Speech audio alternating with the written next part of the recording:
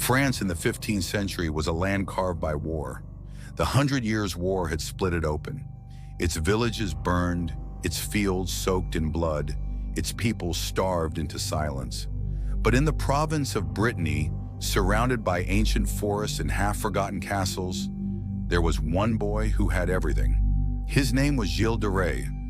Born in 1405 to one of the oldest noble families in France, Gilles was baptized in gold and groomed for greatness. He read Latin before he could ride a horse. He learned theology before he learned mercy.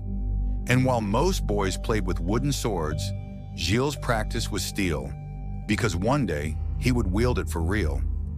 But destiny has a twisted sense of humor. By the time Gilles was 10, both his parents were dead. His inheritance was massive: lands, titles, and bloodlines. His guardian, a cold and calculating grandfather named Jean de Craon, didn't waste time with lullabies. He saw in Gilles a political tool, a marriage pawn, a future general, a prince in all but name. By 15, Gilles had been forced into a marriage of power. By 16, he was training to kill, and by 20, he was already dying. Of boredom, of decadence, of a silent rot no one could see. Until she arrived. She was a girl, barely 17, with short cropped hair and fire in her eyes. She claimed angels spoke to her. She claimed God had chosen her. She rode into battle like a prophet, and the people followed her like she was one. Her name was Jeanne d'Arc, Joan of Arc, and Gilles, he followed her into hell. Together they became legends. Gilles was no longer just a nobleman. He was the Marshal of France, a title reserved for the greatest commanders in the kingdom. He fought beside Jeanne during the siege of Orleans. He witnessed her visions. He saw her bleed. And maybe somewhere in that holy fire, he started to believe in something, anything. But saints don't last in this world. In 1431, Joan of Arc was captured, tried for heresy, and burned alive. Gilles wasn't there to save her. He never forgave himself. That's when the change began. At first it was subtle. Gilles withdrew from the court. He left the army. He returned to his ancestral home, a massive fortress called Château de Tiffauges, perched like a vulture's nest over a dead river. He surrounded himself with alchemists, astrologers, and priests of questionable loyalty. He started pouring his vast fortune into strange experiments. His halls echoed with Latin chants, chemical smoke, and whispers of summoning spirits. He said he was seeking wisdom. He said he wanted to bring Jeanne back. But no one asked what price he was willing to pay. Villagers began to notice something. Children, mostly boys, were disappearing. Peasant families reported them missing after visiting the castle. Some said they'd gone to beg for food. Others claimed the boys were invited, entertained even, and then they were never seen again. The church heard the rumors, so did the nobles. But Gilles was too powerful, too rich, too connected to a time when France needed heroes, not scandals. So nothing was done. And in the shadow of the chapel where he once prayed beside Jeanne d'Arc, Gilles de Rais built his new altar, one that ran red with blood. He kept musicians in his castle to drown out the screams. He decorated his halls with velvet and gold, so no one would see the stains. His staff were ordered not to speak. His guards were ordered not to look. And deep beneath Château de Tiffauges, in cellars lit by flickering torchlight, Gilles practiced a different kind of ritual. It started with a promise. He'd tell the child he was special. He'd offer him food or clothes or a place at court. He'd dress them in fine robes, blue, gold, white silk. He'd bathe them, perfume them, make them feel royal. Then he would slit their throats. Or worse, years later, during his trial, witnesses described the horrors. Servants spoke of boys hung from hooks, bled like livestock. Others described burnings, dismemberment, and acts too grotesque to repeat. Some said Gilles disemboweled them himself, delighting in the heat of open bodies. Some said he drank their blood or boiled their flesh into stews he never served, but kept hidden. The term "he drank the soup" became whispered legend, not as fact, but as a fear. A thing peasants would say in hushed tones like a ghost story. But not everyone thought he was guilty. Some believed Gilles was framed, punished for his arrogance, his extravagance, his defiance of the church. Others said he'd simply lost his mind after Joan's death, broken by guilt and grief, and spiraled into madness. But madness doesn't explain the bones. In 1440, one of Gilles' land disputes finally gave his enemies an opening. Local officials raided his property. What they found beneath the castle floors shattered even their hardest soldiers. Bones, dozens, maybe hundreds, child-sized, some scorched, some sawn, some arranged like trophies. And maybe that's the real punishment. Not prison, not shame, but being turned into someone else's story, being remembered not for who you were, but for what you did under someone else's shadow. Tonight, someone will walk the streets of Paris, passing the place where Gabrielle once lived. They won't know her name. They won't know what happened in that room with the blue ribbon and the merchant, and the lie that turned into murder. But somewhere in the walls, in the cold of an old staircase or the faint echo between street lamps, there's a trace of her. Not a ghost, not a warning, just a girl who once wanted to be loved so badly, she let herself disappear. And now, she sleeps, not in a bed, not in a grave we can find, but in a space between memory and myth, between guilt and grace, between a whisper and forgetting. They thought it was a prison at the base of Château de Tiffauges, deep beneath the vaulted halls where Gilles de Rais once entertained bishops and barons. The cellar yawned open like a rotten wound. The investigators expected damp stone, maybe rats, maybe wine barrels forgotten by a decadent nobleman. They did not expect the smell, not rot, not quite. It was sweeter, cloying, smoky. A blend of tar, boiled fat, and something unmistakably human, and silence. A silence so thick it clung to the walls. A silence that made them stop breathing. This was not a dungeon. This was a laboratory of death. In this dark vault, Gilles de Rais did more than kill. He experimented, he created, he performed. The trial records are gruesome. His former servants, once gagged by fear, now spilling everything, described scenes that no one had believed possible. But they all told the same story. He dressed his victims first. The children, mostly boys, were washed in perfumed water, clothed in silk, powdered like miniature dukes. He spoke to them gently. He offered sweets. He told them they were special. Then he cut their throats, or strangled them, or in many cases, drained them slowly, watching the light go out. But that was only the beginning. According to the testimony of his chamberlains, Gilles didn't kill out of impulse. He killed as ritual. He was seeking something, a doorway, a secret, a truth hidden inside the flesh.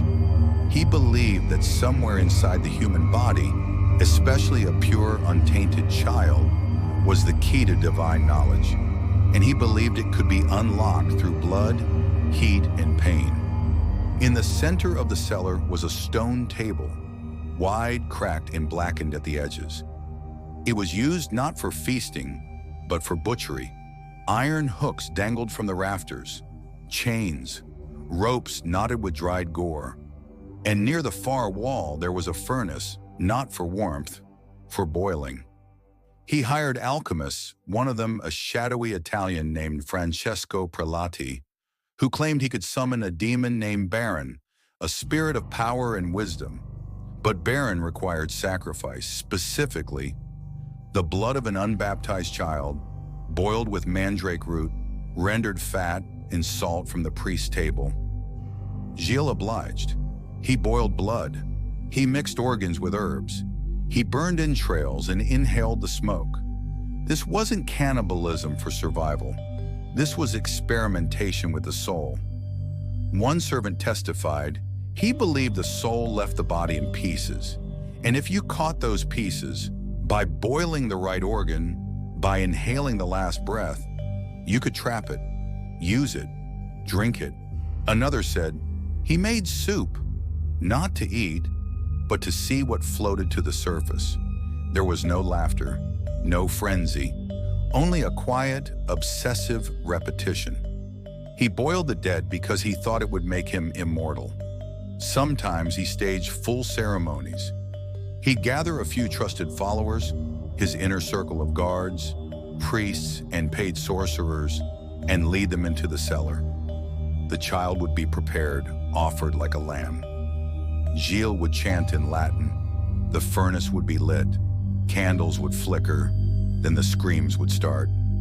Those who worked the castle kitchens were forbidden from speaking.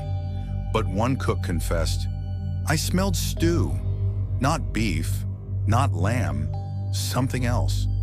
He poured it into a silver basin, stirred it, stared into it for hours. Sometimes he'd drink it. Sometimes he'd smear it on his chest.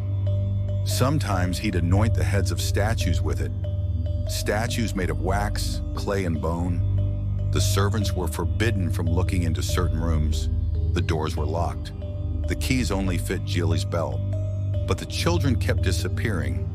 First the peasant boys, then the stable hands, then a few from the noble families, those who'd come to visit and never return. By now everyone knew something was wrong, but Gilles was rich, connected, and protected by the legend of his past. No one wanted to be the one to accuse the Marshal of France of mass murder, so they said nothing until he made a mistake. In 1440, in a fit of pride and fury, Gilles kidnapped a priest who had challenged one of his land claims. It wasn't murder, not yet, but it was enough. The Bishop of Nantes launched an investigation, not into the disappearance rumors, but into the kidnapping. What they found was more than they bargained for. The cellar of Tiffauges wasn't just filled with tools. It was filled with bones, human bones, dozens of them. Some were scorched, some were bleached, some were soft, showing signs of being boiled. Tiny skulls, pelvises no wider than a man's hand, jawbones with baby teeth, and not just one room. There were three, one used for dissection, one for storage, and one for burning. Investigators wrote, "We found charred remains in the fireplace that had not been cleaned in years. The soot was black with marrow. The air smelled of burned hair and bile. And then came the testimony. Servants, pages, even family members came forward. Over 20 direct witnesses. One recalled how Gilles liked to open the belly while the child was still alive. Another said he wept as he killed, as if experiencing ecstasy. Another said he kept a silver cup by the table, into which he would collect the essence of the dying. Still another, shaking, said he did not fear hell. He was trying to build one. Gilles was arrested. At first, he denied everything. Then he broke. In a chilling confession before clergy and nobility alike, he described everything, not just the killings, but the motivations, the rituals, the failures, the need. He said, I did not do it for pleasure. I did it for knowledge, for power, for beauty, and because no one stopped me. He admitted to killing between 80 and 200 children. He admitted to boiling them, dismembering them, invoking spirits with their blood. He admitted to drinking what was left. And when asked why he never stopped, he said, because nothing else felt real. On October 26, 1440, Gilles de Rais was hanged and burned in the town square of Nantes. The flames licked his body before the crowd. He did not scream. He only asked that his confession be remembered. But something wasn't burned. The cellar, sealed by the church, was left untouched. No one dared reopen it. No one wanted to see what might still be inside. But years later, during repairs, a group of monks claimed to have found something hidden in the wall. A cauldron, blackened, enormous, with a residue inside like dried blood, and beside it a silver cup. Empty. October 1440. Nantes. The trial of Gilles de Rais began with chains and ended with fire. But between the shackles and the pyre, something far stranger happened. The courtroom, if you could call it that, was a strange hybrid of church and theater. Nobles sat beside bishops. Peasants were allowed in. A man who once knelt beside saints now knelt before judges, accused of blood, fire, and demons. And he did not resist, not for long. At first, Gilles denied everything. He raged. He insulted the court. He claimed political persecution, heresy, lies. But then after only a few days, his voice broke. He confessed, not just to the killings, but to the rituals, the sorcery, the bloodletting and the boiling. He named names. He gave dates. He described methods. His words were precise, chilling, almost rehearsed. I killed them to understand what God would not tell me. I boiled them to learn the secrets inside the soul. I drank what was left and saw nothing. So I killed again. Witnesses described his demeanor as calm, almost relieved. He seemed not to be defending himself, but documenting himself, leaving behind a final account for history to choke on. His confession was transcribed by clerks, line by line. And as the words spread through France, one name changed forever: Gilles de Rais, the butcher of Brittany. But not everyone believed him. Even then, even in 1440, there were whispers. The confession was too neat, too perfect, and too convenient. Because when Gilles de Rais died, something else happened. His vast fortune vanished. His lands were seized. His titles extinguished. His rivals in Brittany gained everything. The Bishop of Nantes, who led the investigation, received lavish praise from Rome. The Duke of Brittany, once indebted to Gilles, erased his name from the family register. Even the king, the very crown Gilles had once defended in battle, said nothing. It was, some whispered, an execution wrapped in a holy costume. Modern historians have dug deeper. They've questioned the testimonies. Many of the witnesses were tortured before speaking.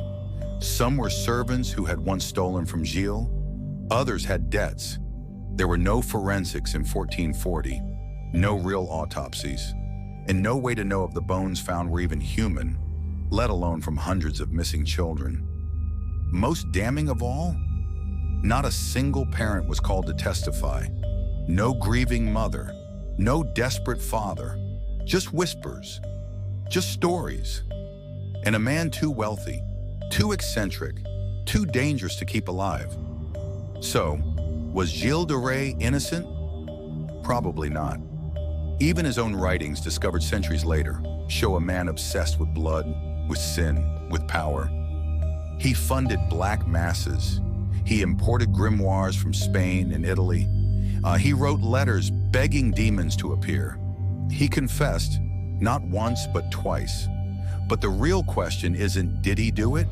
It's, was he alone? Because hidden in the records are names. Names of alchemists, priests, and noblemen who visited Tafaougs regularly. Names of men who were never tried, never punished, never even questioned. One of them, Francesco Prelati, the so-called summoner of demons, was arrested and released. Twice. He died old, rich, and free. Another, a monk from Italy, fled France entirely and was never seen again. Then there are the artifacts. In 1992, during restoration work at the ruins of Château de Tafaougs, a hidden chamber was discovered, sealed behind centuries of collapsed stone. Inside were charred fragments of wood, bone, and ceramic. Among them, a cauldron thick with residue rusted shackles and a single silver cup, engraved with a Latin phrase, ad lucem per sanguinem, to the light through blood. Tests on the residue were inconclusive. Too old, too degraded, but the legend only grew.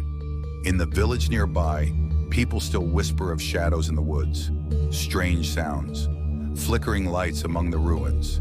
Some say the ghosts of Gilles' victims still scream beneath the earth.